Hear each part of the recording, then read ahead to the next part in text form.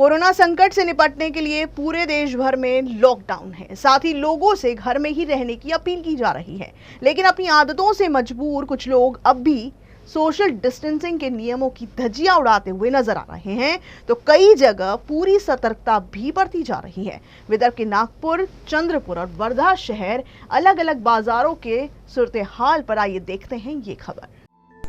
पूरे देश में इन दिनों कोरोना वायरस चर्चा में है, होना भी चाहिए, क्योंकि वैश्विक महामारी बन चुके इस वायरस ने अपने देश में भी कोहराम मचाया है। वैसे संक्रमण को मात देने के लिए इसी अंदाज में हराना होगा, जिसे ध्यान में रखते हुए प्रधानमंत्री ने 3 मई तक लॉकडाउन बढ़ाया है। साथ ही लोगों से अपने ही घर में रहने की अपील भी की है। लेकिन प्रधानमंत्री जी की इस अपील से कुछ लोगों को कोई फर्क ही नहीं पड़ता। तभी तो छोटी छोटी चीजों के बहाने लोग अपने घर से बाहर निकल रहे हैं। अब जरा नागपुर के यशवंत स्टेडियम के पास लगने वाले सब्जी बाजार का ही नजारा देख लीजिए। मात्र चंद रुपए बचाने के लिए यहाँ लोगों की किस तरह की भीड़ लगी हुई है।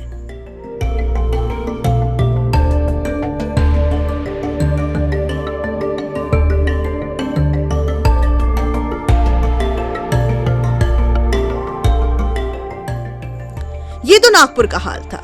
अब जरा नजर डालते हैं चंद्रपुर के बाजार पर।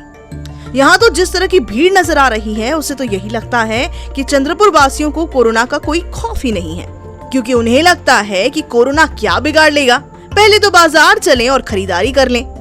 चंद्रपुर में तो एक साथ सड़क पर निकले लोगों की भीड़ कुछ इस कदर बढ़ी कि पुलिस भी परेशान हो गई। अब ऐसे में सोशल डिस्टेंसिंग की बात तो दूर ही रही, कई लोग तो मास्क के बगैर ही बाजार निकल गए थे।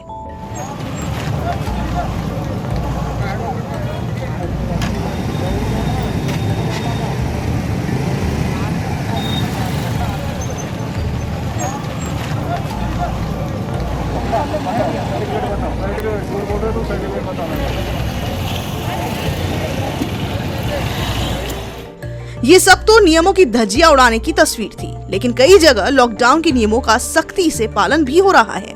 वर्धा जिला वैसे तो ग्रीन जोन में है, लेकिन फिर भी प्रशासन की कोशिश है कि यहाँ कोरोना वायरस कदम भी न रखे। सब्जी बाजार में की गई ये खास व्यवस्था काबिले तारीफ है।